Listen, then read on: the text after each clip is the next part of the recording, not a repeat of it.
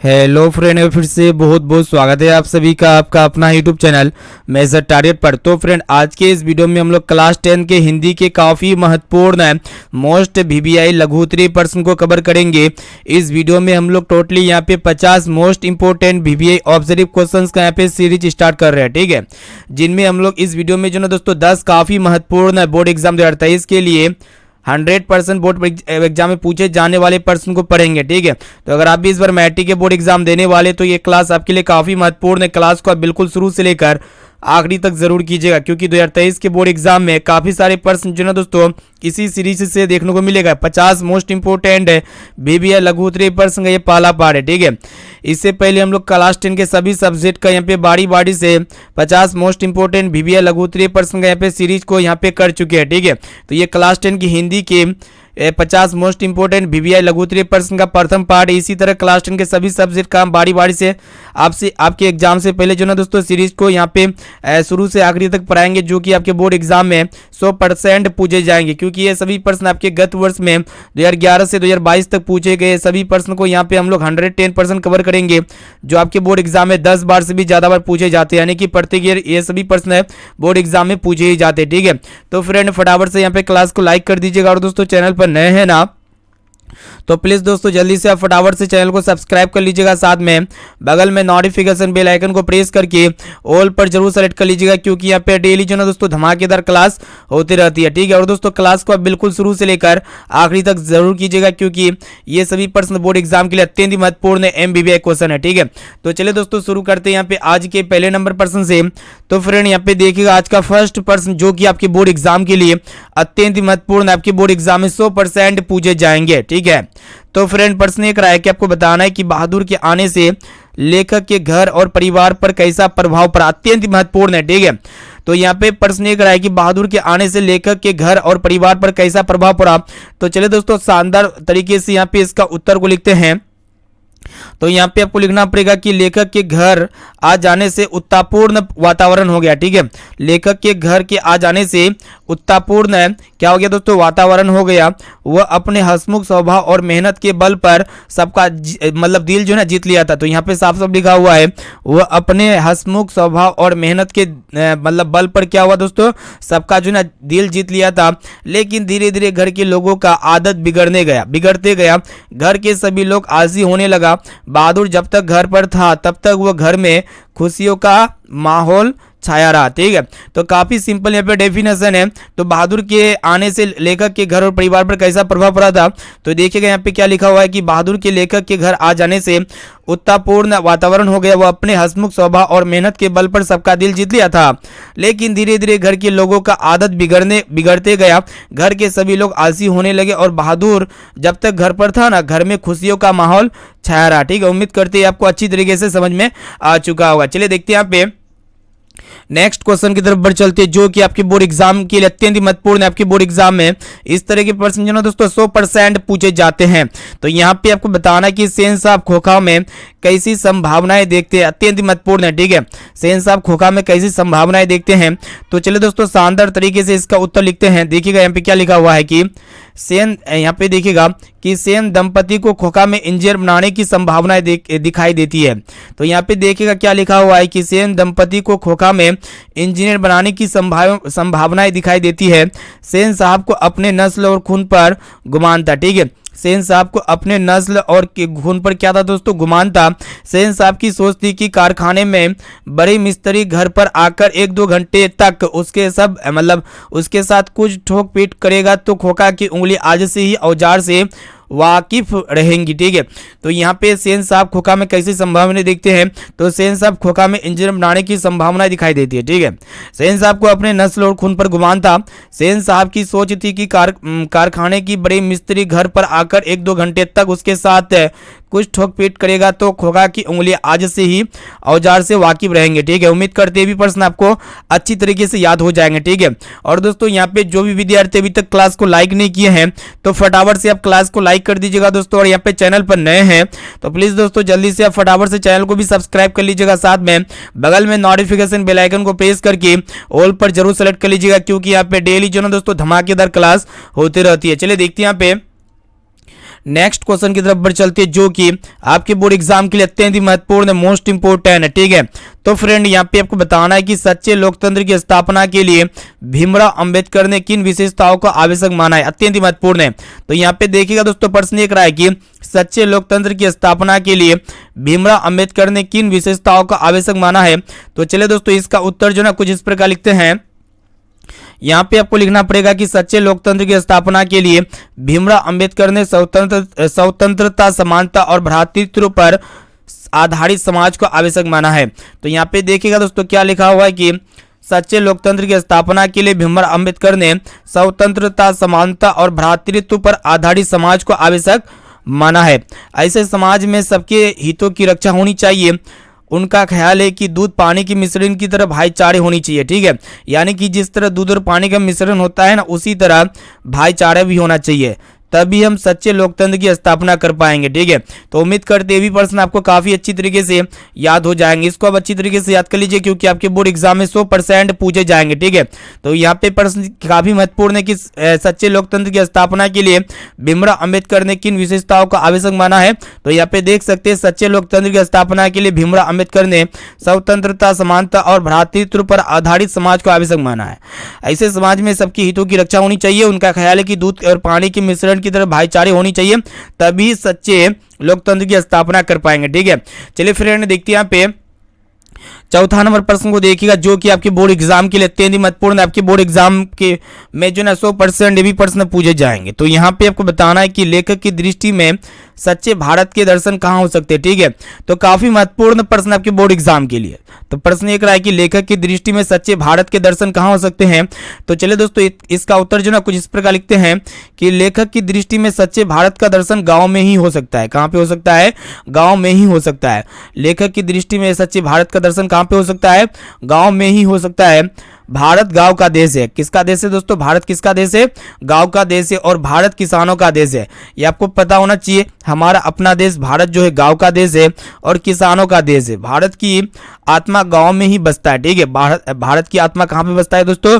गांव में ही बसता है। इसलिए सच्चे भारत का दर्शन गांव में ही हो सकता है। ठीक है, उम्मीद करते हुए प्रश्न आपको काफी अच्छी तरीके से याद हो जाएंगे।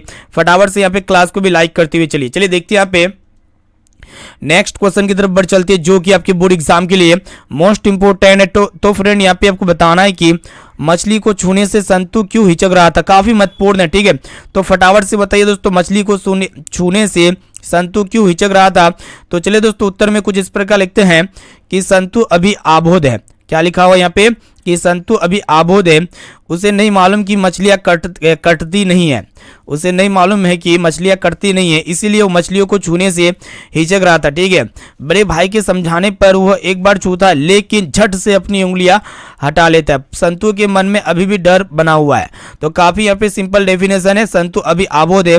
उसे नहीं मालूम कि मछलियां कटती नहीं है, इसीलिए वो मछलियों को छूने से हिचक रहा था। बड़े भाई के समझाने पर भी वो एक बार छूता है लेकिन झट से अपना उंगलियों को हटा लेते हैं। संतु के मन में अभी भी डर था। उम्मीद करते हैं ये भी प्रश्न आपको काफी अच्छी तरीके से समझ में आ जाएंगे। ठीक है, इसको अच्छी तरीके से याद कर लीजिए। चलिए देखते हैं यहाँ पे नेक्स्ट क्वेश्चन की तरफ बढ़ चलते हैं जो कि आपके बोर्ड एग्जाम के लिए मोस्ट इंपोर्टेंट है। तो फ्रेंड यहाँ पे आपको बताना है कि लखनऊ और रामपुर, देखिएगा प्रश्न एक रहा है कि लखनऊ और रामपुर से बिरजू महाराज का संबंध क्या था। ठीक है, लखनऊ और रामपुर से बिरजू महाराज जी का संबंध क्या था, वो आपको बताना है। तो चलिए दोस्तों, उत्तर में कुछ इस प्रकार लिखते हैं कि लखनऊ और रामपुर दोनों से बिरजू महाराज का अभिन्न संबंध था। यहाँ पे साफ साफ लिखा हुआ है कि लखनऊ और रामपुर दोनों से बिरजू महाराज जी का संबंध क्या है दोस्तों? अभिन्न संबंध था। लखनऊ बिरजू महाराज की जन्मस्थली है। ठीक है, लखनऊ जो दोस्तों बिरजू महाराज की क्या है? जन्मस्थली है। तो रामपुर उनकी बहनों की जन्मस्थली है। बिरजू महाराज हमेशा रामपुर में नृत्य प्रस्तुति के लिए जाते थे। ठीक है, बिरजू महाराज रामपुर में क्या करने जाते थे? नृत्य प्रस्तुति के लिए जाते थे। तो लखनऊ रामपुर ऐसे बिरजू महाराज जी का संबंध क्या था? तो लखनऊ रामपुर दोनों से बिरजू महाराज का संबंध था। लखनऊ बिरजू महाराज की जन्मस्थली है तो रामपुर उनकी बहनों का जन्मस्थली है। बिरजू महाराज हमेशा रामपुर में नृत्य प्रस्तुति के लिए जाते थे। ठीक है, उम्मीद करते हैं भी प्रश्न आपको काफी अच्छी तरीके से याद हो जाएंगे। चलिए देखते हैं यहाँ पे नेक्स्ट क्वेश्चन की तरफ बढ़ चलते हैं जो कि आपके बोर्ड एग्जाम के लिए अत्यंत महत्वपूर्ण है। तो फ्रेंड यहाँ पे आपको बताना है कि बिरजू महाराज कौन कौन से वाद्य यंत्र बजाते थे, काफी महत्वपूर्ण है। ठीक है, तो यहाँ पे आपको बताना है कि बिरजू महाराज जी कौन कौन से वाद्य यंत्र बजाते थे। तो चलिए दोस्तों उत्तर में लिखते हैं कि बिरजू महाराज सितार, गिटार, हारमोनियम, तबला और सरोद आदि वाद्य यंत्र बजाते थे। तो क्या क्या बजाते थे बिरजू महाराज जी?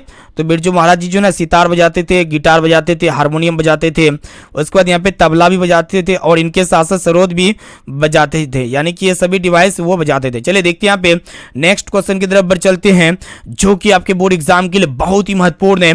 बोर्ड एग्जाम में 100% पूछे जाएंगे। तो फ्रेंड यहाँ पे आपको बताना है कि गुर्जर प्रतिहार कौन थे। तो यहाँ पे आपको बताना है कि गुर्जर प्रतिहार कौन थे।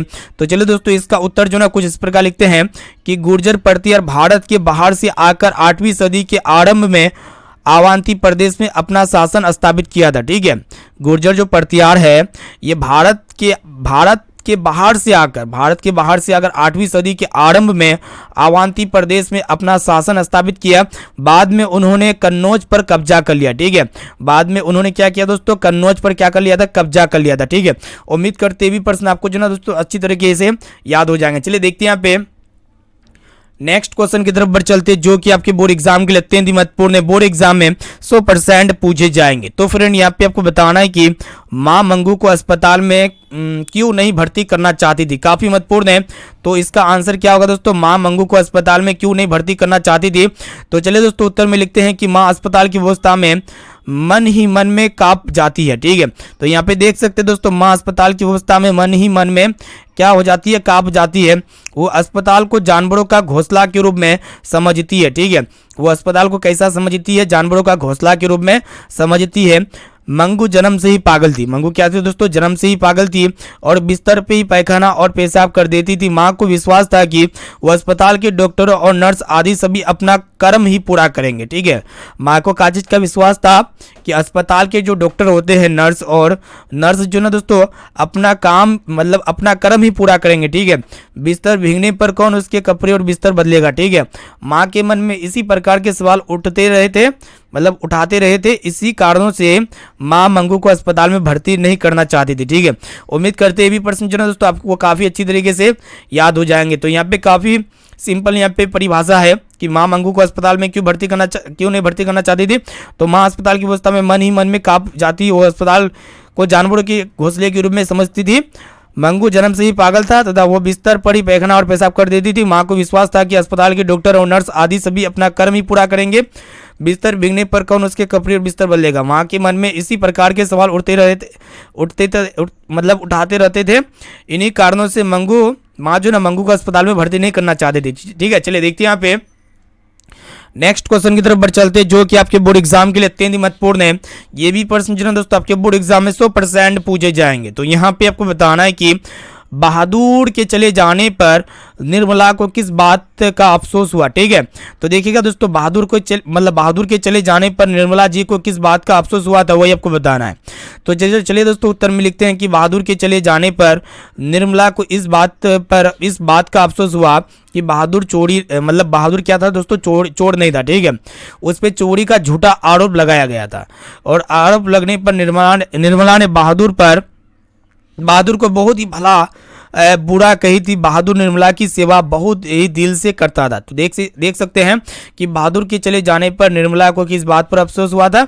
तो देखिएगा दोस्तों बहादुर के चले जाने पर निर्मला को इस बात पर अफसोस हुआ कि बहादुर चोर नहीं था, उस पर चोरी का झूठा आरोप लगाया गया था और आरोप लगने पर निर्मला ने बहादुर को बहुत ही भला बुरा कही थी। ठीक है, और यहाँ पे निर्मला की सेवा बहुत ही दिल से करता था। ठीक है, उम्मीद करते भी प्रश्न आपको काफ़ी अच्छी तरीके से याद हो जाएंगे। तो यहाँ पे फाइनली क्लास 10 के हिंदी के काफ़ी महत्वपूर्ण 50 मोस्ट इंपोर्टेंट VBI सब्जेक्टिव प्रश्न का प्रथम पार्ट को देख चुके हैं। ठीक है, इससे पहले हम लोग साइंस का सभी यहाँ पे साइंस हो गया, सोशल साइंस हो गया, 50 मोस्ट इंपोर्टेंट सब्जेक्टिव टाइप प्रश्न को पढ़ा चुके हैं। अगर आप नहीं पढ़े हैं तो प्लेलिस्ट में जाके बारी बारी से सभी सब्जेक्टिव टाइप प्रश्न को जरूर पढ़ लीजिएगा। ठीक है, अगर आप सभी सब्जेक्टिव टाइप को अच्छी तरीके से पढ़ लेते, याद कर लेते ना दोस्तों, आपके बोर्ड एग्जाम में सब्जेक्टिव टाइप पर्सन में भी आपसे एक भी पर्सन नहीं छूटेगा, मेरा गारंटी है।